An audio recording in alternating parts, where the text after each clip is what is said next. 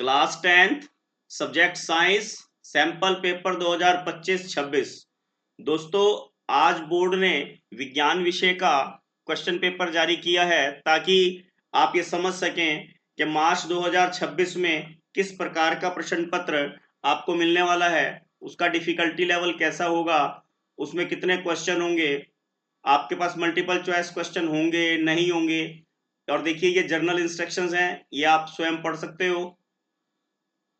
और उसमें देखिए सिंपल सी है, all questions are compulsory, write the correct option in objective type questions, marks of each questions are indicated against it.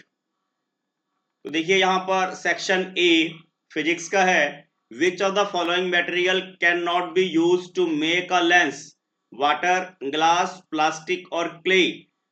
कौन सा पदार्थ लेंस बनाने के लिए उपयोग नहीं किया जा सकता? पानी, कांच, प्लास्टिक या मिट्टी?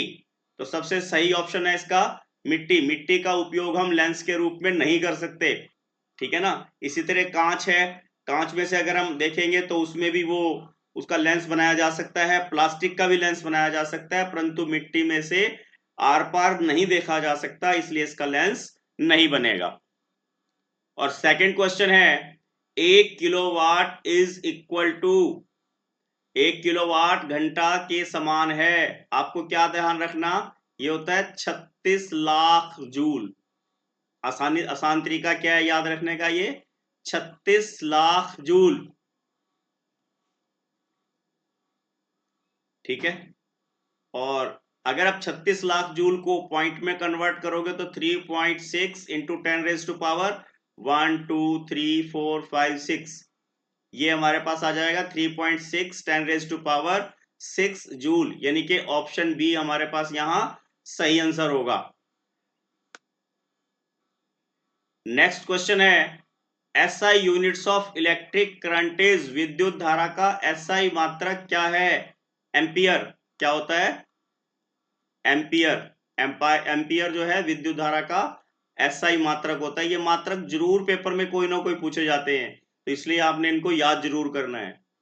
अब आपको देखिए यहाँ चालाकी देखिए एग्जामिनर की, उन्होंने केवल 2 ही आपको मल्टीपल चॉइस क्वेश्चन दिए हैं, बाकी जो है उसमें आपको वन वर्ड वाले या फिलिंग द ब्लैंक्स वाले कर दिए हैं। Name the part of eye where image is formed, मानव नेत्र के कौन से भाग पर प्रतिबिंब बनता है? कहां बनता है? रेटिना पर। कहां बनता है प्रतिबिंब? रेटिना पर। रेटिना को हिंदी में क्या बोलते हैं हम? दृष्टि पटल। क्या बोलते हैं इसको? दृष्टि पटल। परंतु अगर कोई बच्चा रेटिना भी लिखाएगा हिंदी में ऐसे, तब भी उसको मार्क्स मिलेंगे, ये तब भी ठीक होगा। नेक्स्ट क्वेश्चन देखिए, फॉलोइंग क्वेश्चन हैज 2 स्टेटमेंट्स। यहां पे हमें 2 स्टेटमेंट्स दी हुई हैं, असर्शन और रीजनिंग, अभिकथन और कारण। हमने इसमें सही ऑप्शन चूज करना है। इसमें हमने क्या ध्यान रखना है कि अगर आपके पास असर्शन गलत है तो ऑप्शन डी को आप राइट कर दोगे, और अगर रीजन गलत है तो ऑप्शन सी को आप टिक करोगे। अगर दोनों ठीक हैं तो आपके पास ऑप्शन ए या बी होगा, और अगर आर ए की सही एक्सप्लेनेशन करता है तो ऑप्शन ए लिखना है, ठीक है। White light dispersed into 7 colours component by a prism, बिल्कुल राइट है, ये ठीक बात है। और different colour of light bends through different angles with respect to the incident ray as they pass through a prism, ठीक है ना। ये बिल्कुल सही है, और आर जो है ए की सही व्याख्या करता है, इसलिए ऑप्शन ए यहां सही आंसर होगा।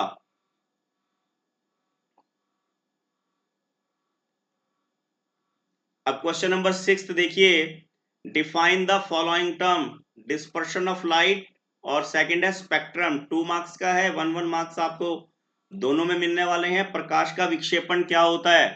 प्रकाश का विक्षेपण क्या होता है? अभी ऊपर आया था जैसे, वही है ये। प्रकाश का विक्षेपण, जब प्रकाश, श्वेत प्रकाश जब प्रिज्म में से गुजरता है तो 7 रंगों में विभाजित हो जाता है, इसे प्रकाश का विक्षेपण कहते हैं। Splitting of light into 7 different colors on passing through the prism is known as dispersion of light, ठीक है। इन दोनों क्वेश्चनों को मैं लिख देता हूं। और स्पेक्ट्रम क्या होता है, वर्णक्रम क्या होता है? जो उन 7 रंगों से गुजरने के बाद एक पैटर्न बनता है, जो पट्टी बनती है, उसे हम वर्णक्रम कहते हैं। क्या बताया मैंने आपको कि जो बैंड ऑफ 7 कलर्स जो हमें वहां मिलेंगे, उनकी जो पट्टी बनेगी, उन्हें हम स्पेक्ट्रम कहते हैं, उन्हें हम वर्णक्रम कहते हैं। देखिए यहां हमने लिख भी दिया, the dispersion of light, the phenomena of splitting of white light into 7 different colours on passing through a prism is called dispersion of light. ठीक है, प्रकाश का विक्षेपण प्रिज्म में से गुजरने पर श्वेत प्रकाश का 7 रंगों में विभाजित होना प्रकाश का विक्षेपण कहलाता है। A band of 7 colors obtained after dispersion of white light is called spectrum. Prism में से गुजरने पर श्वेत प्रकाश के विक्षेपण द्वारा प्राप्त 7 रंगों की पट्टी वर्णक्रम कहलाती है। इसको आप यहां से नोट करके याद कर सकते हैं। नेक्स्ट क्वेश्चन देखिए, वाई आर, ये कॉइन नहीं है, कॉइल्स है ये एग्जामिनर ने मिस प्रिंटिंग की हुई है। The coils of electric toaster and electric iron made of any alloys rather than a pure metal. विद्युत टोस्टरों और विद्युत स्त्रियों के तापन अवयव शुद्ध धातु के ना बनाकर मिश्र धातु के क्यों बनाए जाते हैं? तो इसका कारण क्या होता है कि जो मिश्र धातुएं होती हैं उनकी जो रेजिस्टिविटी है वो ज्यादा होती है, ठीक है ना, उनकी प्रतिरोधक क्षमता ज्यादा होती है, ठीक है, और they can not be easily oxidised, वो जल्दी से ऑक्सीकृत नहीं होती। और तीसरा कारण क्या होता है कि उनके मेल्टिंग पॉइंट ज्यादा होते हैं, जो मिश्र धातु होती हैं उनके मेल्टिंग पॉइंट ज्यादा होते हैं, उनके गलनांक ज्यादा होते हैं, तो इसलिए जो है तापन अवयव मिश्र धातु के बनाए जाते हैं। और melting point of N alloy is always very high. ठीक है, लिख लेते हैं इसको। देखिए यहां पर लिख भी दिया, coils of electric toasters and electric irons are made of an alloy rather than a pure metal due to the following reasons. The resistivity of an alloy is higher than a pure metal. Alloys do not get oxidized easily even at high temperature. The melting point of an alloy is very high. ठीक है, हिंदी में बिल्कुल लिखा गया है, विद्युत टोस्टरों तथा विद्युत स्त्री के तापन अवयव शुद्ध धातु के ना बनाकर मिश्र धातु के बनाए जाते हैं। मिश्र धातु की प्रतिरोधकता शुद्ध धातु से अधिक होती है। उच्च ताप पर मिश्र धातु का ऑक्सीकरण आसानी से नहीं होता और मिश्र धातुओं का गलनांक अधिक होता है। ठीक है, अब इसी में देखिए हमें ऑप्शन दिया हुआ है, an electric motor takes 5 ampere from 220 volt line, determine the power of motor and the energy consumed in 2 hours. दोस्तों बड़ा इजी क्वेश्चन है ये, बस आपको समझ में आना चाहिए। कोई विद्युत मोटर 220 वोल्ट के विद्युत स्रोत से 5 एम्पियर विद्युत धारा लेता है। मोटर की शक्ति निर्धारित कीजिए तथा 2 घंटे में मोटर द्वारा उपयुक्त ऊर्जा परिकलित कीजिए। जो जो हमें इंफॉर्मेशन दी हुई है कम से कम आप वो तो लिखिए। टाइम हमारे पास 2 आवर्स है, ठीक है, और आई यानी कि करंट हमारे पास 5 एम्पियर है, 5 एम्पियर है, और वी जो है 220 वोल्ट है। आप इतनी इंफॉर्मेशन तो कम से कम लिखिए, आपको उसके भी मार्क्स मिलेंगे।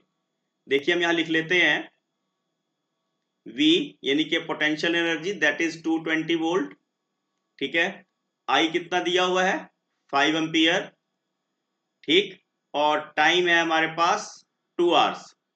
ठीक, सबसे पहले पावर ऑफ मोटर निकाल लेनी है, then P is equal to क्या होता है VI, V कितना है 220 and I is equal to 5, that is 1100 watt आ गया। ठीक है, अब 1100 वाट आ गया, इसको किलोवाट में बदलना होगा। चलो पहले एनर्जी निकालते हैं, हमने एनर्जी निकालनी है। एनर्जी किसके बराबर होती है, पावर इनटू टाइम, कितने टाइम में कितनी पावर उसने यूज की है, दैट इज एनर्जी। ठीक है, ये 1100 इंटू 2 आवर्स, ये कितना आ गया 2200 वाट आवर। ठीक है, अब इसको किलोवाट में कन्वर्ट करना होगा तो हम क्या करेंगे, देखिए यहीं पे कर देता हूं मैं इसको। अगर किलोवाट में कन्वर्ट करना हो तो हम इसको 1000 से डिवाइड कर देंगे और 2.2 किलोवाट घंटा हम यहां आंसर लिख लेंगे। ठीक है, अब उसने जरूरी नहीं है कि अगर आप इसको यहां नहीं कन्वर्ट करते तो आपके मार्क्स कटेंगे, ऐसा नहीं है।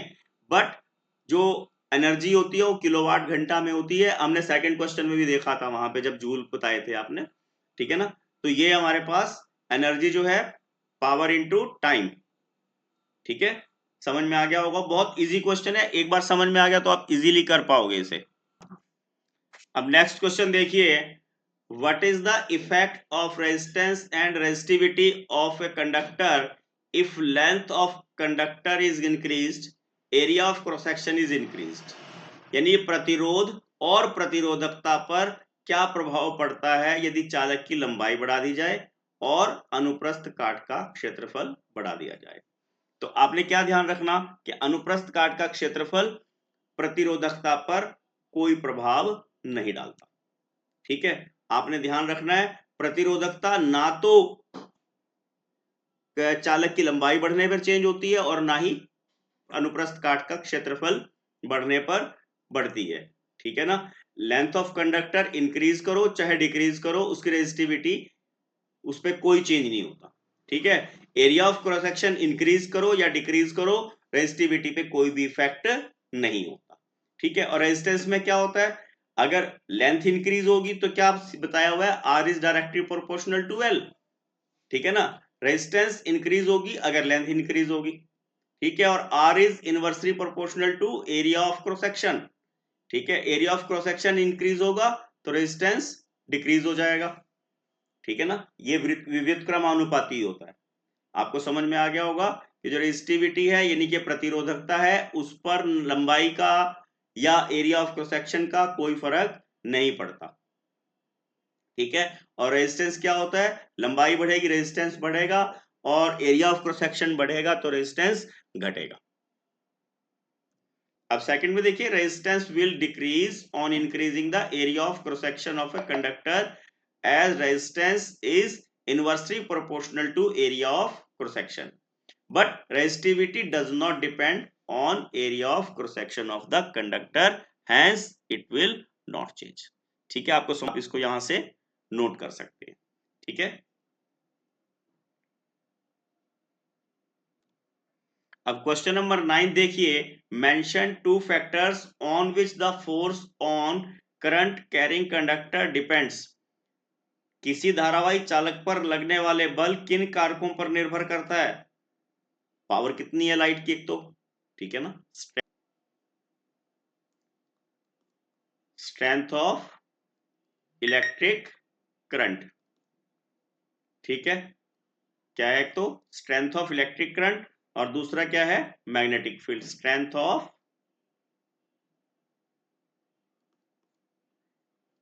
मैग्नेटिक फील्ड, ठीक है। क्या बताया हमने आपको, विद्युत धारा की प्रबलता कितनी है, ठीक है। इसको बोलते हैं विद्युत धारा की प्रबलता, लिख देते हैं हिंदी में भी, विद्युत धारा की प्रबलता। और दूसरी क्या है, विद्युत चुंबकीय क्षेत्र की प्रबलता।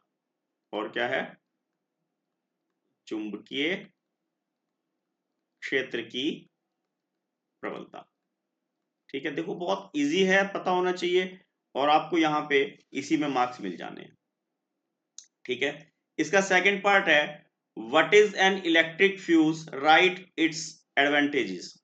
विद्युत फ्यूज क्या होता है, इसके लाभ क्या होते हैं।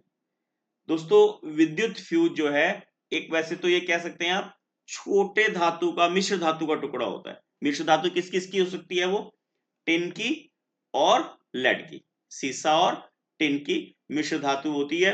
और कैसी होती है, इसका गलनांक कम होता है। क्या क्वालिटी होती है इसकी, इसका गलनांक कम होता है, मेल्टिंग पॉइंट इसका बहुत कम होता है। और ये क्या काम करता है, हमें ओवरलोडिंग और शॉर्ट सर्किटिंग से बचाता है, अति भारण और लघु पतन से ये बचाने का काम करता है, ठीक है। लिख भी दिया मैंने, electric fuse it is a small wire of an alloy of lead and tin whose melting point is low. और फायदे क्या होते हैं, it protects electric appliances from damage, we come to know about the overloading in an electric circuit, it protects from short circuiting, ठीक है। विद्युत fuse या सीसा या टिन की मिश्र धातु की एक तार होती है जिसका गलनांक कम होता है। विद्युत फ्यूज के लाभ क्या है? विद्युत फ्यूज विद्युत संयंत्रों को खराब होने से बचाते हैं। विद्युत फ्यूज अतिभारण से होने वाले नुकसान से बचाते हैं। विद्युत फ्यूज लघु पतन से होने वाले नुकसान से बचाते हैं। इसी में आपको मार्क्स मिल जाएंगे। अब 10th क्वेश्चन देखिए, what is refraction of light? Right down the law of refraction. इसका ए पार्ट है और बी पार्ट है। Which mirror do we use as rear view mirror in vehicles and why? प्रकाश का अपवर्तन क्या होता है? अपवर्तन के नियम क्या है? प्रकाश का अपवर्तन क्या होता है दोस्तों? प्रकाश का एक माध्यम से दूसरे माध्यम में जाते समय अपने पथ से विचलित होना प्रकाश का अपवर्तन कहलाता है। The deviation of light from its path when it passes through one medium to another medium is called the refraction of light। ठीक है, मीडियम कैसे होने चाहिए? ट्रांसपेरेंट। कैसे होने चाहिए? ट्रांसपेरेंट। ठीक है, और ला क्या है इसके कि आपतित किरण और परावर्तित किरण दोनों और आपतन बिंदु तीनों एक ही तल पर होते हैं, और साइन आर और साइन आई और साइन आर का जो रेशियो है वो कांस्टेंट होता है, जिसे स्नेल्स का रूल भी हम कहते हैं। लॉ ऑफ रिफ्रैक्शन क्या? स्नेल्स लॉ है ये। ठीक है ना, इसको लिख देते हैं। The deviation of a ray of light from its path when it passes through one medium to another medium is called refraction of light। अब लॉ क्या है इसके? The incident ray, refracted ray and normal at a point of incidence separated both media all lie in same plane, और ratio of sine I angle of incident जिसे बोलते हैं to the sine of angle of refraction is a constant। This law is also called Snell's law of refraction। ठीक है, इसको show कैसे करते हैं हम? देखिए, साइन आई अपॉन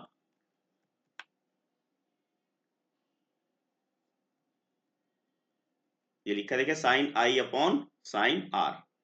ठीक है, यहां हमने आपको हिंदी में भी लिख दिया है, आप इसको यहां से नोट करके याद कर सकते हैं। इसी में बी पार्ट है, which mirror do we use as rear view mirror in vehicles? कौन सा यूज करते हैं? Convex mirror. कौन सा करते हैं? Convex mirror. ठीक है, और क्यों करते हैं? क्यों? क्योंकि कॉन्वेक्स मिरर जो है वो ऑब्जेक्ट का जो साइज है वो उससे इमेज जो है वो स्मॉल देता है। ठीक है ना, क्या करता है? स्मॉलर इमेज देता है, छोटी छोटी दिखा देता है ताकि पीछे ज्यादा क्षेत्र दिख जाए। और दूसरा, वर्चुअल इरेक्ट जो है इसके इमेजेस होती हैं। ठीक है, और पीछे का ज्यादा एरिया ये दिखा देता है। ठीक है, पीछे का ज्यादा एरिया जो पीछे से वाहन आ रहे हैं उसको ज्यादा दृश्य को दिखा देता है।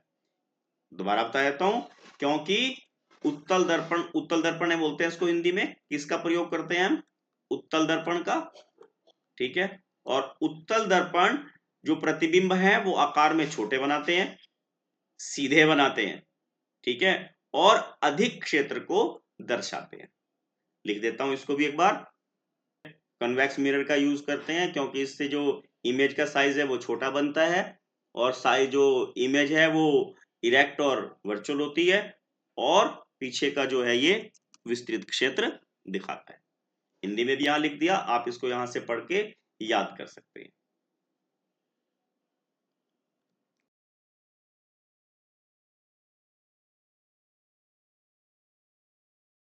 नेक्स्ट देखिए, इसी में हमारे पास ऑप्शन दिया है, किसी अवतल लेंस। अब यहां से आपने क्या ध्यान रखना कि यू वी एफ सभी माइनस में होंगे, बस फर्स्ट इंफॉर्मेशन यहां से पता लग जाएगी हमें। ठीक है, कि फोकस दूरी 15 सेंटीमीटर, यानी कि F is equal to -15 centimetre. बिंब को लेंस से कितनी दूर रखें कि इसके द्वारा बिंब का लेंस से 10 सेंटीमीटर की दूरी पर प्रतिबिंब बने, यानी कि v कितना बनना चाहिए? -10 centimetre. We want to find out u। ठीक है, देखिए यहां पर हम आपको सॉल्व करके दिखा देते हैं। v कितना है हमारे पास? -10 सेंटीमीटर, और f है हमारे पास -15 सेंटीमीटर। ठीक है, कौन सा लेंस बताया था इन्होंने? कॉनकेव लेंस बताया था। ठीक है, और वह हमने क्या फाइंड आउट करना? यू हमने फाइंड आउट करना है। ठीक है, हमारे पास लेंस फार्मूला क्या है आपको याद होगा, लेंस सूत्र। देखो दर्पण सूत्र और लेंस सूत्र आपको 99% हर एग्जाम में पूछेंगे। 1/v minus 1/u is equal to 1/f। आपके हाउस एग्जाम हो चाहे आपके बोर्ड के एग्जाम हो, ये आपसे जरूर पूछा जाएगा। तो इसके लिए आपने इसको अच्छे से याद रखना है और तभी आप इसको कर पाओगे। अब यहाँ वैल्यू सब्स्टिट्यूट कर देते हैं। देखिए 1/v क्या है, -1/10 माइनस 1/u और f है -15। अब मैंने u को इस तरफ शिफ्ट करना है और -15 को इधर, तो मुझे जरा इजी रहेगा। देखिए 1/10 ये माइनस में है, plus 1/15 is equal to 1/u और 30 मेरे पास एलसीएम आ जाएगा, -3 + 2। ये कैलकुलेशन दोस्तों आप सबको आती होगी करनी, और 1/u, then u is equal to -30 centimetre. क्या आ गया, u is equal to -30 centimetre. हमने यही यहां फाइंड आउट करना था। ठीक है, ये हमारा यहां पर सेक्शन ए यानी कि फिजिक्स का सेक्शन यहां कंप्लीट हो जाता है। अब देखते हैं हम सेक्शन बी। ये देखिए सेक्शन बी केमिस्ट्री का सेक्शन है। Name the substance which bleaching powder when reacts with chlorine. क्या बनाएगा, gypsum, slaked lime, quick lime या लाइमस्टोन। उस पदार्थ का नाम बताओ जो क्लोरीन के साथ अभिक्रिया करके विरंजक चूर्ण बनाता है। जिप्सम है, बुझा हुआ चूना है, बिना बुझा चूना है या चूने का पत्थर है। क्या होता है वो, बुझा हुआ चूना यानी कि लेक स्लेक्ड लाइम। और क्या फार्मूला है उसका, CaOH ट्वाइस। ठीक है, और जब ये क्लोरीन के साथ अभिक्रिया करता है तो क्या बनाता है, CaOCl2। ठीक है, ये यहां देख रहे होंगे आप, CaOCl2 प्लस वाटर। ये हमारे पास विरंजक चूर्ण की अभिक्रिया भी हमें यहां पता लग जाती है। अगला क्वेश्चन देखिए, which one of the following type of medicine is use for treating the indigestion. अपच का उपचार करने के लिए किस औषधि का प्रयोग करते हैं, एंटीबायोटिक, एंटासिड या एंटीसेप्टिक। किसका प्रयोग करते हैं हम, एंटासिड का। किसका प्रयोग करते हैं, एंट एसिड का, यानी कि ऑप्शन सी हमारा यहां सही आंसर है। ठीक है, किसका प्रयोग करते हैं हम, एंटासिड का। अब नेक्स्ट क्वेश्चन देखिए, dash metal is dash is a metal which is best conductor of heat. एक धातु है जो ऊष्मा की सबसे अच्छी चालक होती है। ऊष्मा की सबसे अच्छी चालक कौन सी है, चांदी।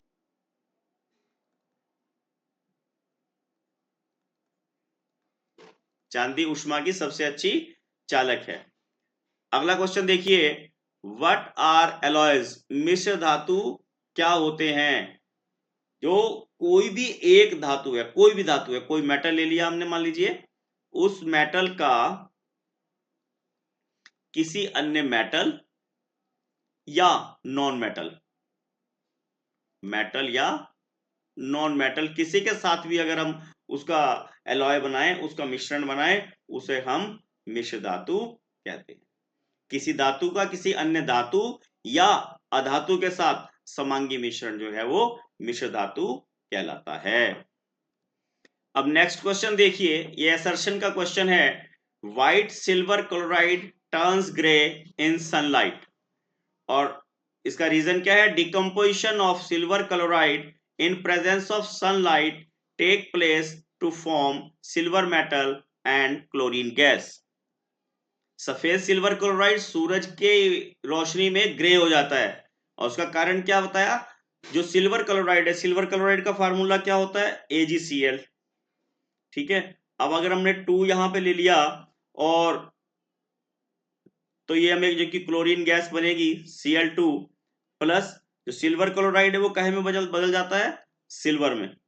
ठीक है ना, और इसको बैलेंस कर लेते हैं तो क्या हो गया, सिल्वर क्लोराइड जो है, सिल्वर और क्लोरीन गैस इसमें से निकल जाती है, ये कलर ग्रे हो जाता है, ठीक है ना। और सिल्वर क्लोराइड किस कलर का होता है, व्हाइट कलर का। तो इनकी फर्स्ट बात भी ठीक होगी कि सूर्य के प्रकाश में यहाँ सनलाइट होती है, सूर्य के प्रकाश में जो है व्हाइट कलर से ग्रे हो जाता है, फर्स्ट तो ये हो गया। और कारण क्या है इसका, इसको अपघटन के कारण ये ग्रे होता है। तो ए और आर दोनों ठीक है, और R is correct explanation of A. So option A हमें यहां टिक करना होगा। अब नेक्स्ट क्वेश्चन देखिए, why should a magnesium ribbon be cleaned before burning in air. वायु में जलाने से पहले मैग्नीशियम रिबन को साफ क्यों किया जाता है। दोस्तों मैग्नीशियम जो है बहुत रिएक्टिव मेटल होता है, बहुत ज्यादा रिएक्टिव मेटल होता है, और जब ये एयर में जो ऑक्सीजन प्रेजेंट होती है, जब उसके साथ ये कंबाइंड करता है तो मैग्नीशियम ऑक्साइड बना देता है, और वो मैग्नीशियम ऑक्साइड इस रिबन के ऊपर डिपॉजिट हो जाती है, जो इसे जलने नहीं देती। तो इसको जलाने के लिए इसे साफ करना जरूरी होता है, ठीक है। क्या बताया मैंने, मैग्नीशियम जो है बहुत ज्यादा रिएक्टिव मेटल है, बहुत अभिक्रियाशील धातु होती है, और वायु के संपर्क में आने पर यह मैग्नीशियम ऑक्साइड की परत इसके ऊपर चढ़ जाती है। ये मैग्नीशियम की परत इसे जलने नहीं देती, इसको जलाने के लिए इस परत को हटाना जरूरी होता है। देखिए यहां पे मैंने लिख भी दिया, आप इसको प्रॉपर ढंग से पढ़ेंगे और पढ़ के इसको याद करेंगे, ठीक है। नेक्स्ट क्वेश्चन देखिए, why do HCl, HNO3 etc. show acidic character in aqueous solution while solution of compound like alcohol, glucose do not show acidic character। जो HCl और HNO3 होते हैं वो जलीय विलयन में अम्लता का गुण प्रदर्शित करते हैं, जबकि अल्कोहल और ग्लूकोज ऐसा नहीं करते। इसका कारण क्या होता है कि जो एसिड्स होते हैं जब उनका जलीय विलयन बनाते हैं तो वो आयनीकृत हो जाते हैं, उनकी आयनाइजेशन हो जाती है, और इसी कारण जो है वो आयनिक जो गुण है वो एसिडिक जो उनकी क्वालिटी है वो शो करते हैं। जबकि अल्कोहल और ग्लूकोज जब इनको हम वाटर में घोलते हैं तो ये H पॉजिटिव आयन क्रिएट नहीं करते। जब H पॉजिटिव आयन क्रिएट नहीं करेंगे तो ये एसिडिक कैरेक्टर नहीं शो करेंगे, ठीक है। देखिए यहां लिख भी दिया मैंने, HCl and HNO3 gives H positive ion when dissolved in water, so they show acidic character in aqueous solution। ये इसकी रिएक्शन बनती है, H पॉजिटिव आयन है ये, ठीक है, और HNO3 भी H पॉजिटिव आयन क्रिएट करते हैं, और HCl भी। But alcohol and glucose do not ionize in aqueous solution and do not produce H positive ion, so they do not show acidic character। ठीक है, आपको करके याद कर सकते हैं। अब नेक्स्ट क्वेश्चन देखिए, how do metal reacts with water, illustrate. धातुएं जल के साथ किस प्रकार क्रिया करती हैं, समझाइए। दोस्तों जो मेटल्स होते हैं जब ये जल के साथ क्रिया करते हैं, वाटर के साथ जब इनकी कोई रिएक्शन होती है तो ये धातु ऑक्साइड या धातु हाइड्रोक्साइड बनाते हैं, मेटल ऑक्साइड या मेटल हाइड्रोक्साइड बनाते हैं, और हाइड्रोजन गैस इसमें से निकलती है, ठीक है। क्या बताया मैंने आपको, मेटल्स जो हैं जब जल के साथ क्रिया करते हैं तो मेटल हाइड्रोक्साइड या मेटल ऑक्साइड बनाते हैं, ठीक है। जो हाईली रिएक्टिव मेटल होते हैं उनमें भी इसी तरह होता है, वो ठंडे पानी के साथ भी क्रिया कर जाएंगे, ठीक है। जो लेस रिएक्टिव मेटल होते हैं वो गर्म पानी के साथ क्रिया करते हैं, जो उससे भी लेस रिएक्टिव मेटल्स होते हैं वो भाप के साथ क्रिया करते हैं, ठीक है। और जो बॉटम में जो सक्रियता श्रेणी के सबसे बॉटम में मेटल्स होते हैं वो जल के साथ क्रिया नहीं करते, जैसे जैसे कॉपर है, ठीक है, एल्युमिनियम है और सिल्वर है, ये सारे लगभग जल के साथ अभिक्रिया नहीं करते। और जो मोर रिएक्टिव मेटल होते हैं जैसे सोडियम है, ये तो डायरेक्ट अगर इसको ठंडे पानी में भी इसको डाल दिया जाए तो ये आग पकड़ लेता है, ठीक है ना। अब थोड़ा सा इससे जरा कम रिएक्टिव मेटल ले लो, मैग्नीशियम ले लो। अब मैग्नीशियम जल में जो है गर्म पानी में ही अभिक्रिया करता है, तभी वो हाइड्रोजन गैस उपलब्ध कराएगा, ठीक है ना। और जो आयरन वगैरह होते हैं, एल्यूमिनियम वगैरह होते हैं, वो आपको ध्यान रखना है वो भाप के साथ ही अभिक्रिया कर पाते हैं, ठीक है ना। देखिए यहां पे मैंने लिख भी दिया, metal plus water gives us metal hydroxide और मेटल हाइड्रोक्साइड और प्लस H2, ठीक है ना। आपको ध्यान में आ जाना चाहिए ये जो धातुएं हैं वो जल के साथ अभिक्रिया करके या तो मेटल ऑक्साइड बनाती हैं या मेटल हाइड्रोक्साइड बनाती हैं, ठीक है। आपको ध्यान आ गई होगी ये बात। अब यहाँ लिख भी दिया, metal reacts with water to produce metal hydroxide और metal oxide, in this process hydrogen gas is also evolved. Example दिया है यहाँ पे सोडियम का, मेटल हाइड्रोजन के साथ जल के साथ अभिक्रिया की तो सोडियम हाइड्रोक्साइड बन जाता है।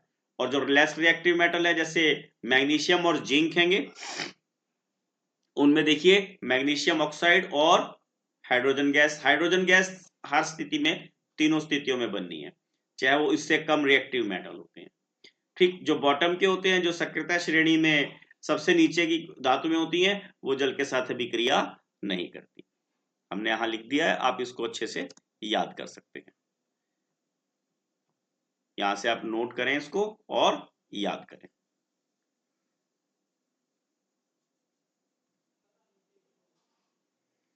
अब नेक्स्ट क्वेश्चन देखिए, हमने इन टर्म्स को बताना है। डक्टिलिटी क्या होती है, conductor of heat and electricity क्या होती है, और सोनर्स क्या होते हैं। तन्यता क्या होती है, ऊष्मा और विद्युत के सुचालक क्या होते हैं, और ध्वनिकता का गुण क्या होता है। तन्यता क्या होती है दोस्तों, धातुओं का वह गुण जिससे उनकी लंबी तारें बनाई जा सकती हैं, तन्यता का गुण कहलाता है। The property of metal due to which it can be drawn into thin wires, for example silver, gold, copper, ठीक है। ये क्या है, हाईली डक्टाइल मेटल होते हैं। और ऊष्मा के और विद्युत के सुचालक किसे कहते हैं, conductor of heat and electricity. Metals are good conductor of heat and electricity, क्यों, क्योंकि उनके अंदर फ्री इलेक्ट्रॉन्स होते हैं, उनके अंदर फ्री इलेक्ट्रॉन्स होते हैं। धातुएं ऊष्मा और विद्युत की अच्छी चालक होती हैं क्योंकि उनमें स्वतंत्र इलेक्ट्रॉन पाए जाते हैं और ऊष्मा का या विद्युत का स्थानांतरण आसानी से कर सकते हैं, जैसे। और ध्वनिकता का गुण क्या होता है, धातुओं का वह गुण जो कठोर धातुएं होती हैं, जब उनसे कोई ठोस चीज टकराई जाती है तो उनमें आवाज उत्पन्न होती है, उसे हम ध्वनिकता का गुण कहते हैं, ठीक है। लिख देते हैं इसको, यहाँ देखिए डक्टिलिटी लिख दिया मैंने, आप इसको यहां से पढ़ें और याद करें, जो मैंने बोला है बिल्कुल उसी तरह लिखा है, आप इसको अच्छे से याद कर सकते हैं यहां से। अब यहां देखिए, conductor of electricity, metals are good conductor of heat and electricity because they have free electrons to move and heat energy can be transferred from one particle to next part metal, ठीक है। विद्युत, ऊष्मा और विद्युत के सुचालक, धातुएं ऊष्मा और विद्युत के अच्छी चालक होती हैं क्योंकि इनके अंदर स्वतंत्र इलेक्ट्रॉन पाए जाते हैं। आप इसको यहां से याद कर सकते हैं। और जो ध्वनिकता का गुण है वो भी हमने यहां लिख दिया, धातुएं जब किसी कठोर तल से टकराती हैं तो घंटी की आवाज उत्पन्न होती है, ठीक है, इसे हम ध्वनिकता का गुण कहते हैं। अब नेक्स्ट क्वेश्चन देखिए, why is conversion of ethanol to ethanoic acid is oxidation reaction, write the reason also। Ethanol से एथेनोइक अम्ल में परिवर्तन को ऑक्सीकरण अभिक्रिया क्यों कहते हैं, अभिक्रिया भी लिखिए। अब देखिए इथेनॉल का फार्मूला क्या होता है हमारे पास, C2H5OH, ठीक। इन्होंने क्या पूछा है, इसको ऑक्सीकरण अभिक्रिया क्यों कहते हैं, बनाना क्या है इसका, इथेनोइक एसिड, यानी कि CH3COOH, ठीक। जब इसको बनाते हैं काहे की प्रेजेंस पे बनेगा ये, ऑक्सीजन की, यानी कि 2 मॉलिक्यूल यहां पे ऑक्सीजन के लेने पड़ेंगे। प्रेजेंस किसकी होगी, KMnO4 या K2Cr2O7, ठीक है। ये अल्कोहल से सिरका बनाने की अभिक्रिया होती है। एथेनोइक अम्ल का एथेनॉल से एथेनोइक अम्ल बनाने को ऑक्सीकरण अभिक्रिया इसलिए कहा जाता है क्योंकि इसमें ऑक्सीजन संयोग करती है, ऑक्सीजन इसके अंदर जुड़ती है, ठीक है। बिल्कुल सिंपल सा बताया मैंने आपको, आसानी से याद हो जाएगा आपको।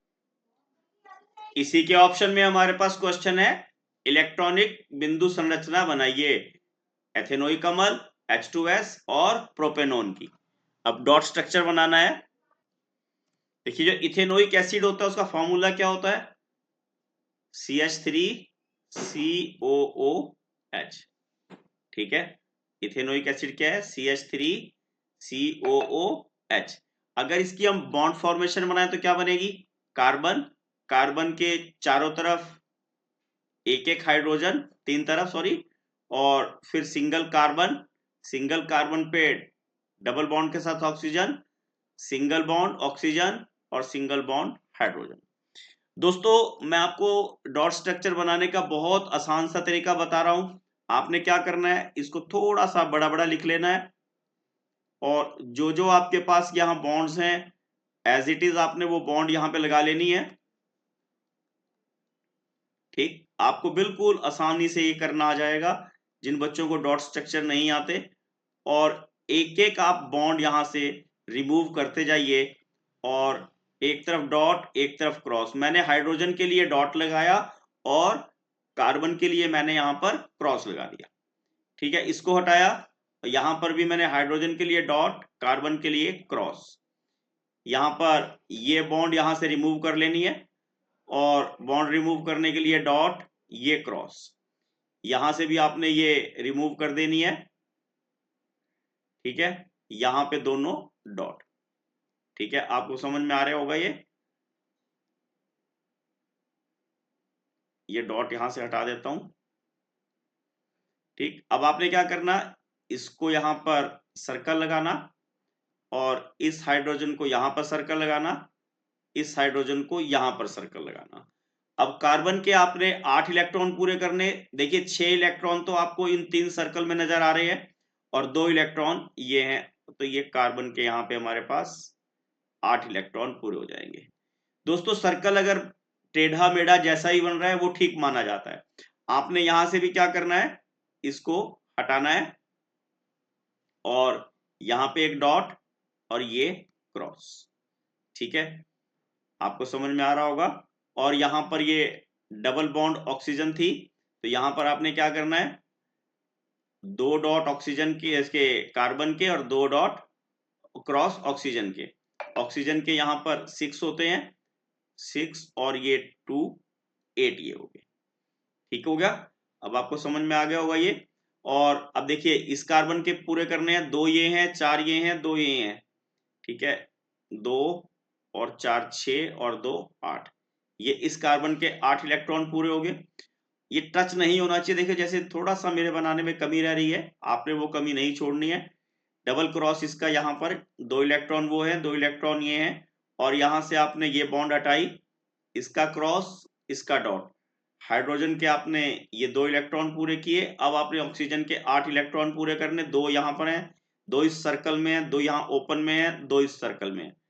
कोई भी सर्कल आपने ओवरलैप नहीं करना है, मतलब दूसरे में सॉरी दूसरा एलिमेंट उसके अंदर आपने ऐड नहीं करना है। तो इस प्रकार हमारे पास इथेनोइक एसिड का डॉट स्ट्रक्चर बन जाएगा। ठीक है, मुझे लगता है आपको समझ में आ गया होगा। अब देखिए H2S, हाइड्रोजन सल्फाइड, और बॉन्ड फॉर्मेशन है हाइड्रोजन सल्फर हाइड्रोजन। ठीक, उसी तरह आपने बनाना है। अब यहां पर मैं बॉन्ड नहीं लगा रहा हूं, और सल्फर के इलेक्ट्रॉन 6 ये हमने यहां शो कर दिए, और एक इलेक्ट्रॉन हाइड्रोजन का शो कर दिया। हाइड्रोजन के 2 इलेक्ट्रॉन ऐसे पूरे करने सर्कल लगा के, इधर से इस हाइड्रोजन के ऑक्सीजन इलेक्ट्रॉन पूरे करने हैं, और सल्फर के लिए आपने ये 8 इलेक्ट्रॉन पूरे करने हैं। देखिए बिल्कुल आसान सा काम है, बहुत जल्दी आपको समझ में आ जाएगा अगर आप ध्यान से करोगे। और उसी तरह हमारे पास क्या है, प्रोपेनोन। फॉर्मूले आपको पता होने चाहिए तभी आप कर पाओगे। प्रोपेनोन क्या होता है, प्रोप में 3 आएंगे और नोन में कीटोनिक ग्रुप। ठीक है, पहले आपको बॉन्ड फॉर्मेशन आनी चाहिए, कार्बन, ये हाइड्रोजन, ये हाइड्रोजन, ये hydrogen, single carbon double bond हो, फिर सिंगल कार्बन, ये हाइड्रोजन, ये हाइड्रोजन, ये हाइड्रोजन। अब यहां पर उसी तरह आपने डॉट स्ट्रक्चर बनाना है, बॉन्ड हटाते रहना है, जैसे बॉन्ड हटाओगे और वहां पे आपने डॉट लगा लेना है। देखिए यहाँ पर सिंगल कार्बन, और ये फिर सिंगल कार्बन, ये सिंगल कार्बन, यहाँ पर आपके पास ऑक्सीजन है, ये हाइड्रोजन है। अब मैं यहाँ पे बॉन्ड नहीं बना रहा हूं, आपको ऐसे ये समझ में आ जाना चाहिए। अब सिंगल सिंगल का पूरा करना, देखिए ये क्रॉस ये डॉट, ये हाइड्रोजन कंप्लीट होगी, ये क्रॉस ये डॉट, ये हाइड्रोजन कंप्लीट होगी, ये डॉट ये क्रॉस ये हाइड्रोजन कंप्लीट होगी, ठीक है। और इस कार्बन का एक डॉट, इस कार्बन का दूसरा डॉट इधर लगाया, तो देखिए 2 और 2 4 और 2 6 और 2 8, ये कंप्लीट हो गए, ठीक। अब यहां पर ऑक्सीजन के लिए 4 ये लगे, यहां पर 4, 2 ये लगा दिए 6, और 2 यहाँ कार्बन के, एक कार्बन का ये आ गया, ठीक। इस कार्बन का एक डॉट इधर आ गया, आपको 2 2 4 2 6 2 8, यहां पर इसको सर्कल लगा देना। इस कार्बन के भी इलेक्ट्रॉन पूरे हो गए। एक ऑक्सीजन के लिए ये डॉट वाले भी लेने, क्रॉस वाले भी लेने, ये कंप्लीट हो जाएंगे। और यहाँ पे फिर अगेन क्रॉस डॉट, ये हाइड्रोजन कंप्लीट होगी, ये डॉट ये क्रॉस ये हाइड्रोजन कंप्लीट होगी, ये डॉट ये क्रॉस ये हाइड्रोजन कंप्लीट होगी, और ये आपके पास कार्बन के 8 इलेक्ट्रॉन यहाँ पर इस प्रकार ये कंप्लीट हो जाएंगे। तो इसे बोलते हैं प्रोपेनॉन का यहाँ डॉट स्ट्रक्चर ये कंप्लीट हो जाएगा। अब देखिए इसी का बी पार्ट है, कार्बन और उसके यौगिकों का उपयोग अधिकतर ईंधन के रूप में क्यों किया जाता है? क्यों किया जाता है? क्योंकि जब कार्बन जलती है तो अधिक मात्रा में ऊष्मा और प्रकाश उत्पन्न करती है, ठीक है। और दूसरा क्या है, इनका ज्वलनताप बहुत कम होता है, जलने पर धुआं और जो राख वगैरह है वो उसमें नहीं बचती, ठीक है। और इनको यूज करने पर इनको उच्च कैलोरी मान की जो ऊष्मा है हमें मिल जाती है, ठीक है। क्या ध्यान आ जाएगा आपको? A lot of heat when burned in oxygen. Carbon जो कंपाउंड होते हैं वो काफी मात्रा में हीट उत्पन्न करते हैं, ठीक है। और ये जो इग्निशन टेम्परेचर होता है इनका वेरी लो होता है, लिख देता हूं तो आपको समझ में भी आ जाएगा। देखिए यहां लिख दिया, the carbon and its compound are used as fuel for most applications due to the following reasons: they produce a lot of heat and light when burned in oxygen, they result in continuous combustion, ठीक है, their ignition temperature is neither low or nor very high, they burn completely leaving behind no residue or smoke, they are convenient to use and their calorific value is very high, ठीक है। ये हिंदी में भी लिख दिया है, आप इसको यहां से पढ़ के याद कर सकते हैं। तो दोस्तों ये हमारा केमिस्ट्री का पोर्शन यहाँ कंप्लीट हो जाता है। अब देखिए दोस्तों सेक्शन सी बायोलॉजी, और इसमें बायोलॉजी का फर्स्ट क्वेश्चन है, oxygen layer protects the earth from dash rays, ozone परत पृथ्वी को डैश किरणों से बचाती है, अल्ट्रावायलेट रेज, इंफ्रारेड, रेड या नन ऑफ दिस। तो इसका सही आंसर क्या है? अल्ट्रावायलेट रेज, पराबैंगनी किरणों से ओजोन परत पृथ्वी को बचाती है। और कहीं कहीं ये भी पूछ लेते हैं कि ओजोन बनती कैसी है, ठीक है। तो क्या होते हैं, 3 मॉलिक्यूल अगर हम ऑक्सीजन के लेंगे तो वो अल्ट्रावायलेट रेज की प्रेजेंस में ओजोन के अंदर कन्वर्ट हो जाते हैं, ठीक है, ऑक्सीजन। अब नेक्स्ट क्वेश्चन देखिए, विच of the following is not a part of female reproductive system in human being, निम्न में से मादा जनन अंग का भाग नहीं है। इस पर भी मैक्सिमम टाइम जो है क्वेश्चन आता है, अंडाशय, गर्भाशय, शुक्रवाहिका या डिंब वाहिनी। और इसका सही आंसर क्या है? शुक्र वाहिका, वेस्ट डिफरेंसेस, ठीक है। अगला देखिए, autotrophs take energy contains in sunlight and convert it into dash energy। स्वपोषी जो होते हैं, ऑटोट्रॉफ्स किसे बोलते हैं? स्वपोषी को, स्वपोषी जो अपना पोषण स्वयं करते हैं, स्वपोषी सौर प्रकाश में निहित ऊर्जा को ग्रहण करके डैश ऊर्जा में बदलते हैं, ऊर्जा में बदल देते हैं। किस ऊर्जा में बदलते हैं? ये रासायनिक ऊर्जा में, यानी कि केमिकल एनर्जी में ये चेंज करते हैं, रासायनिक ऊर्जा।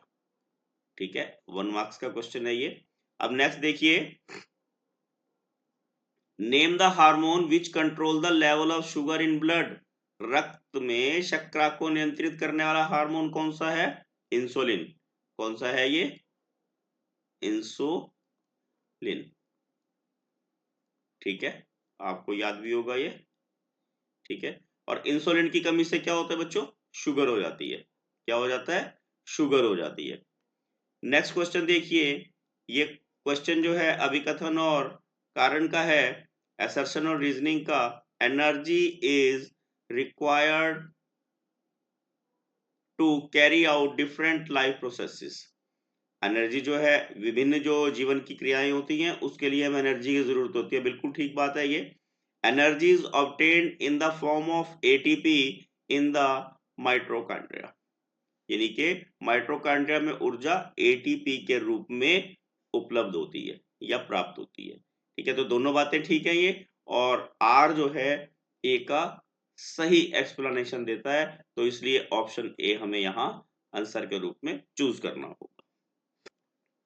अब नेक्स्ट क्वेश्चन देखिए, what happens at synapse between two neurons. दो तंत्रिका कोशिकाओं के मध्य अंतर्ग्रथन में क्या होता है? एक रिक्त स्थान में जो है न्यूरॉन के जो है कार्यात्मक रिक्त स्थान को, इसको हम अंतर्ग्रथन बोलते हैं। इसमें एक केमिकल होता है दोस्तों, एक रसायन होता है इसके अंदर, जिसको हम न्यूरोट्रांसमीटर कहते हैं। क्या बोलते हैं उसको? न्यूरोट्रांसमीटर।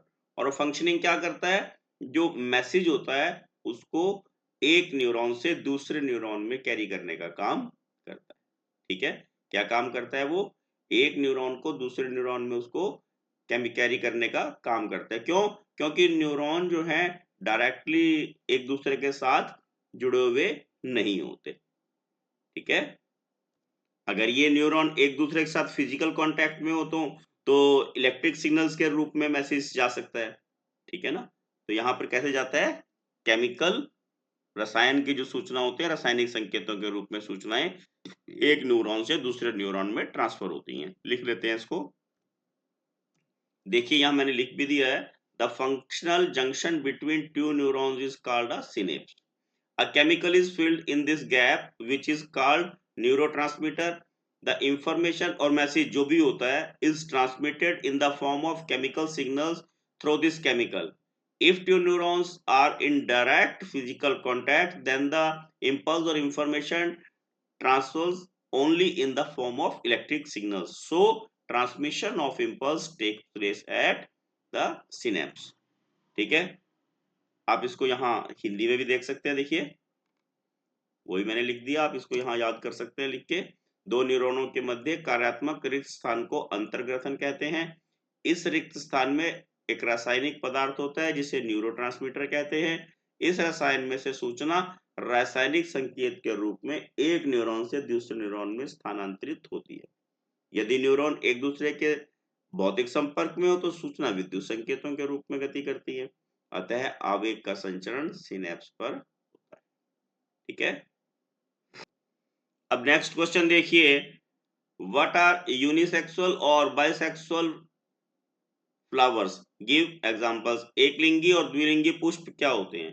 दोस्तों एक लिंगी पुष्प क्या होते हैं? जिन पुष्पों में केवल नर या मादा में से एक ही भाग होता है, या तो स्त्रीकेसर या पुंकेसर, या स्टेमन हो या कार्पल हो, दोनों में से एक भाग हो, तो उसे हम क्या बोलते हैं? Unisexual flowers. ठीक है, और जिन पुष्पों में दोनों भाग हों, पुंकेसर भी और स्त्रीकेसर भी, उन्हें हम बाइसेक्सुअल फ्लावर्स कहते हैं। दोस्तों आपकी सुविधा के लिए साथ साथ मैं इन क्वेश्चंस के आंसर लिख भी रहा हूं, ताकि अगर आप मेरी स्पीड की वजह से ना लिख पाओ तो आप यहां से नोट कर सकते हैं। Unisexual flowers, those flowers which bear only one sex organ of male or female, stamen or carpel, are called unisexual flowers. Papaya है, वाटरमेलन है, वो इसी प्रकार के फ्लावर देते हैं। और बाइसेक्सुअल फ्लावर्स कौन से होते हैं? Those which bear both male और female sex organs are called bisexual flowers. Mustard है, टोमेटो है, पीज है, ये सब इसके एग्जाम्पल हैं। देखिए, वे पुष्प जिनमें नर और मादा में से किसी एक के अंग होते हैं, पुंकेसर या स्त्री केसर, उन्हें हम एक लिंगी पुष्प कहते हैं। पपीता और तरबूज इसके उदाहरण हैं। जिनमें नर और मादा दोनों अंग होते हैं, उन्हें हम द्विलिंगी पुष्प कहते हैं। सरसों है, टमाटर है, मटर है, बाकी सब में जो है वो द्विलिंगी पुष्प पाए जाते हैं लगभग। अब नेक्स्ट क्वेश्चन देखिए, what are different method of contraception, what is the importance for sexual health? विभिन्न गर्भ निरोधन युक्तियां कौन कौन सी हैं और जनन स्वास्थ्य में इसका क्या महत्व है? दोस्तों, बहुत सी जो है कॉन्ट्रासेप्टिक जो मेथड्स होते हैं, जैसे मैकेनिकल बैरियर्स हैं, केमिकल मेथड है, सर्जिकल मेथड है, और इंट्रायूट्राइन कंट्रासेप्टिक डिवाइसेस हैंगे। इस प्रकार की बहुत सारी युक्तियां हैं जो गर्भ निरोधन में यूज होती हैं। ठीक है, क्या बताया मैंने? रासायनिक विधियां हैं, शल्य चिकित्सा है, अंतरा गर्भाशय गर्भ निरोधक यंत्र होते हैं, रोधिकाएं होती हैं, और इनकी जो इंपॉर्टेंस है दोस्तों, वो क्या होता है? तो यौन संबंधी रोगों से बचाती है ये। ठीक है, क्या बचाती है? यौन संबंधी जो सेक्सुअल ट्रांसमिटेड डिजीज होती हैं, जैसे एड्स वगैरह है, उससे ये बचाती है। यहां पर देखिए, पहले मैंने इंग्लिश में लिख दिया, the various methods of contraception, mechanical barriers, chemical method, surgical method, और इंट्रायूट्राइन कंट्रासेप्टिक डिवाइसेस। ठीक है, अब इंपॉर्टेंस क्या होती है? If a woman is not mentally prepared to attain the pregnancy even after the attaining sexual maturity, then it has bad effect on her sexual health. It it is very important to adopt methods of contraception. ठीक है, आपको समझ में आ गया होगा। और second क्या है? तो सेकंड क्या है? It is, if method of contraception are not used, then it can cause various sexual transmitted disease like AIDS, syphilis, ठीक है, और gonorrhea etc. These diseases have an adverse effect on sexual health of human females. Hence, it is essential to adopt methods of contraceptions. ठीक है, विभिन्न गर्भ निरोधक युक्तियां कौन कौन सी हैं? रोधिका है, रासायनिक विधि है, शल्य विधि है, और अंतरागर्भाशय गर्भ निरोधक यंत्र होते हैं। ठीक है, जिसे कॉपर टी वगैरह कह देते हैं हिंदी में। और जनन स्वास्थ्य में गर्भ निरोधक युक्तियों का क्या महत्व होता है? यदि स्त्री लैंगिक परिपक्वता धारण करने के पश्चात भी मानसिक रूप से गर्भ धारण करने के लिए तैयार नहीं है, तो इसका जनन स्वास्थ्य पर बहुत बुरा प्रभाव पड़ता है। इसलिए गर्भ निरोधक युक्ति अपनाना बहुत आवश्यक है। ठीक है, और दूसरा कारण क्या है इसका? जो गर्भ निरोधक युक्तियां ना अपनाने से यौन संबंधी रोग भी उत्पन्न हो सकते हैं, जैसे एड्स है, सिफिलिस है, गोनोरिया है। इन रोगों का स्त्री जनन पर बहुत बुरा प्रभाव पड़ता है, इसलिए भी गर्भ निरोधन युक्तियां अपनानी पड़ती हैं। ठीक है, नेक्स्ट क्वेश्चन देखिए, round seeds plant and was crossed with the wrinkle seeds, what would be the shape of seeds in F1 generation? What will be the percentage of round seeds plant in F2 generation obtained by self pollination of plants of F1 generation? Explain with diagram. जब हम गोलाकार के जो बीज हैं, जब उनका झुर्रीदार बीजों के साथ हम संकर कराएंगे, तो F1 पीढ़ी में क्या मिलेगा और F2 पीढ़ी में क्या मिलेगा, उसको इन्होंने कहा डायग्राम से समझाइए। ठीक है, देखिए, इसको हम पहले जो है आपको डायग्राम से एक्सप्लेन करते हैं, फिर बाद में इसको लिख देंगे। जैसे सपोज कीजिए, पेरेंट्स जो हैं वो, उसको हम जो राउंड बीज हैं जो राउंड सीड हैं, गोलाकार बीज हैं, उसको हम कैपिटल आर से शो करते हैं। ठीक है, ये कौन से वाले मैंने राउंड सीड्स। ठीक है, ये गोल बीज को कैपिटल आर से हम यहां शो करते हैं, और जो झुर्रीदार हैं यानी कि रिंकल्ड जो हैं, उनको हम स्मॉल आर से यहां शो करते हैं।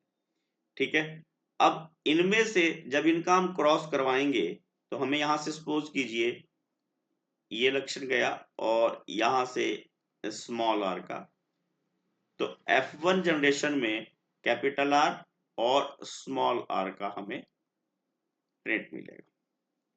ठीक है, ये हमारे पास क्या आ गई F1 जनरेशन। ठीक है, ये युग्मक क्या थे हमारे पास, देखिए गोल बीज का बड़ा आर और झुर्रीदार बीज का छोटा आर युग्मक था। ठीक है, तो हमें यहाँ F1 पीढ़ी में बड़ा आर और छोटा आर मिलेगा। ठीक है, अब यहाँ क्या ध्यान रखना, ये बीज कैसे होंगे, गोल होंगे, राउंड सीडेड प्लांट है ये। ठीक है, जो यहाँ पे बीज आएंगे वो कैसे आएंगे, राउंड सीडेड, यानी कि गोल आकार के बीज होंगे। जब इनका सेल्फ पॉलिनेशन करवाएंगे तब क्या होगा उसको देखते हैं। देखिए, अब देखिए पेरेंट, अब सेकंड पेरेंट्स कौन से हो गए हमारे पास, सेकंड पेरेंट्स में कैपिटल आर स्मॉल आर, और यहां पे भी कैपिटल आर और स्मॉल आर। ठीक है, जब इनका सेल्फ जो पॉलिनेशन कराएंगे, जो स्वपरागण कराएंगे, तब क्या होगा। अब यहाँ पे ट्रेंड्स कैसे हैं, जीमेट्स कैसे हैं, इनके युग्मक कैसे हैं, देखिए कैपिटल आर स्मॉल आर, दो अलग अलग कर ली हमने, और यहां पर भी कैपिटल आर और स्मॉल आर। ठीक है, अब देखिए फर्स्ट में क्या होगा, सपोज कीजिए इसका कैपिटल आर इधर कैरी हो गया और इसका भी कैपिटल आर इधर कैरी हो गया, तो R R round shaped seed हमें मिल जाएंगे। कैसे मिल जाएंगे, राउंड शेप सीड्स हमें यहां मिल जाएंगे। इसको एरो को दोबारा लगा देता हूं मैं यहां। ठीक हो गया, और अगर इसका कैपिटल आर और इसका स्मॉल आर आ जाए तो यहां पर फिर हमें राउंड सीड मिल जाएंगे। ठीक है, फिर गोल बीज मिल जाएंगे हमें। बट अब आपने क्या ध्यान रखना कि सपोज ये कैपिटल आर आ जाए और ये स्मॉल आर आ जाए, तब भी हमारे पास गोल बीज मिलेंगे, राउंड शेप आएंगे। ठीक, बट अब जो फोर्थ कंडीशन है, सपोज कीजिए यहां से भी स्मॉल आर आ गया और यहां से भी स्मॉल आर आ गया, तो ये बीज कैसे हो जाएंगे, झुर्रीदार हो जाएंगे, रिंकल्ड बीज हो जाएंगे ये। ठीक है, क्या हो जाएंगे ये, रिंकल्ड बीज हो जाएंगे। ये हमारे पास F2 पीढ़ी बन गई।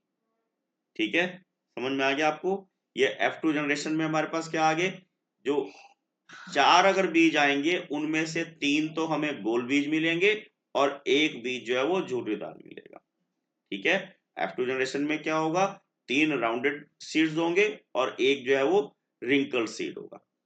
बात समझ में आ गई होगी। अब आपको समझ में आ गया, 4 में से एक जो है वो झुर्रीदार है। ठीक है, तो रिंकल सीड की परसेंटेज क्या होगी प्रोडक्शन की, 1/4 इंटू 100, दैट इज 25%, और राउंडेड शेप की कितनी होगी, 3/4 इंटू 100%, दैट इज 75%। ठीक है, अब आपको समझ में आ गया होगा। इसको मैं बिल्कुल प्रॉपर लिख भी देता हूं एक बार। दोस्तों, ये फ्लो डायग्राम जो मैंने आपको बनाना सिखाया ये बड़ा जरूरी है, और उसके साथ आपने जो मैंने बोला था, एक्सप्लेन किया था, वो यहाँ पर लिखा है, आप इसको लिख के याद कर सकते हैं। ठीक है, इसी तरह हिंदी में भी देखा, गोलाकार बीज के पौधों का संकरण झुर्रीदार बीजों वाले पौधों से कराया जाता है तो F1 पीढ़ी के सभी पौधों के बीजों का आकार गोल होगा, और F2 पीढ़ी में जब स्वपरागण करा जाएगा तो 3/4 जो है बीज गोलाकार होंगे, बाकी जो है वो झुर्रीदार होंगे, और उनकी परसेंटेज भी हमने यहाँ निकाल दी। ठीक है, पौधे में जो गोलाकार बीज का है वो प्रभावी लक्षण होगा, और झुर्रीदार जो बीज है वो उनका अप्रभावी लक्षण होगा। ठीक है ना, झुर्रीदार जो है बीज का अप्रभावी लक्षण है और गोलाकार बीज का जो है वो प्रभावी लक्षण है। ठीक है, अब यहाँ पे इसी के अथवा में दूसरा क्वेश्चन और है, डिफाइन हेरिडिटी, अनुवांशिकता किसे कहते हैं, how does mechanism of heredity works, कैसे ये काम करता है। 3 मार्क्स का क्वेश्चन है, बड़ा छोटा सा क्वेश्चन है। जो पैतृक गुणों का बच्चों में जो ट्रांसफर होना है उसे अनुवांशिकता कहते हैं। क्या बताया मैंने आपको, transmission of traits from parents to offspring is called heredity. ठीक है, और किसके द्वारा होती है ये, डीएनए के द्वारा। किसके द्वारा होती है ये, डीएनए के द्वारा। ठीक है, और डीएनए का जो प्रत्येक पार्ट होता है, प्रत्येक सेगमेंट होता है, उसको हम जीन्स कहते हैं। क्या कहते हैं उनको, जीन्स कहते हैं। और इन जीन्स पर एक प्रोटीन उत्पादन के संश्लेषण के लिए कुछ निर्देश होते हैं, जो प्रोटीन के संश्लेषण का संकेत देती है, और लक्षणों को, जो गुण होते हैं माता पिता के, उनको उनकी अभिव्यक्ति को नियंत्रित करके आगे ट्रांसफर करने का काम करती है। ठीक है, लिख देते हैं इसको भी एक बार। देखिए यहां लिख भी दिया है, the transmission of traits from parents to offspring is called heredity. DNA acts as genetic material in human being. Each segment of DNA is called a genes. Genes perform the function of transmission of parental traits to the offspring. One gene, आप उसको सारे को पढ़े और एक बार याद कर सकते हैं। इसी तरह गुणों का संतति में स्थानांतरण अनुवांशिकता कहलाता है, और किसके द्वारा ट्रांसफर होते हैं, डीएनए के द्वारा। ये अनुवांशिक पदार्थ होता है, इसका प्रत्येक पार्ट जीन्स कहलाता है। ठीक है, जीन्स पैतृक गुणों को संतति में पहुंचाने का कार्य करती है। इसको आप यहां से पढ़ के एक बार याद कर सकते हैं। ठीक है दोस्तों, ये 30th क्वेश्चन है, लास्ट क्वेश्चन है। Right 3 difference between aerobic and anaerobic respiration in human beings. और ठीक है, आपको क्या ध्यान रखना, जो वायवीय श्वसन होता है वायु की उपस्थिति में होता है। ठीक है, एरोबिक रेस्पिरेशन क्या होता है, in the presence of oxygen. और एनारोबिक रेस्पिरेशन क्या होता है, इन अब्सेंस ऑफ ऑक्सीजन। ठीक है, जो अवायवीय श्वसन है वो ऑक्सीजन की अनुपस्थिति में होता है, ध्यान रहेगा आपको। और जो एरोबिक रेस्पिरेशन होता है उसमें फूड का ऑक्सीडाइज जो है वो कंप्लीटली ऑक्सीडाइज हो जाता है फूड, जबकि एनारोबिक रेस्पिरेशन में फूड जो है कंप्लीटली ऑक्सीडाइज नहीं होता। ठीक है, जो वायवीय श्वसन होता है उसमें कार्बन डाइऑक्साइड जल जो है वो अंतिम उत्पाद के रूप में बनते हैं, यानी कि एंड प्रोडक्ट जो है एरोबिक रेस्पिरेशन में कार्बन डाइऑक्साइड और वाटर होते हैं, और जबकि एनारोबिक रेस्पिरेशन में इथेनॉल और लैक्टिक एसिड वगैरह बनते हैं। देखिए यहां लिख भी दिया है, this process take place in presence of oxygen, this process take place in absence of oxygen, this process, in this process food is oxidized completely, in this process food is oxidized incompletely. ठीक है, the end product of aerobic respiration are carbon dioxide और क्या बताए, and water। ठीक है, और जबकि end products of anaerobic respiration are ethanol, carbon dioxide and lactic acid। ठीक है ना, या तो इसमें और आएगा, यहाँ एंड नहीं लिखना आपने, और लिखना है। ठीक है, देखिए यहां हिंदी में भी लिखा है, आप इसको यहां से लिख के याद कर सकते हैं। ठीक है, लार की क्या भूमिका है, पाचन में लार की क्या भूमिका होती है। बिल्कुल सिंपल सी बात ध्यान रखनी है, लार भोजन को नरम और मुलायम बनाती है। ठीक है ना, क्या बताया मैंने आपको, लार भोजन को नरम और मुलायम बनाती है।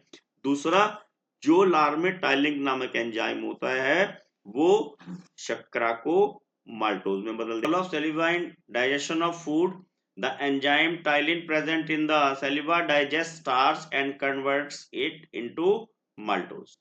Saliva keeps mouth cavity clean and moisten and soften the food. This helps in easy chewing and breaking food into small pieces.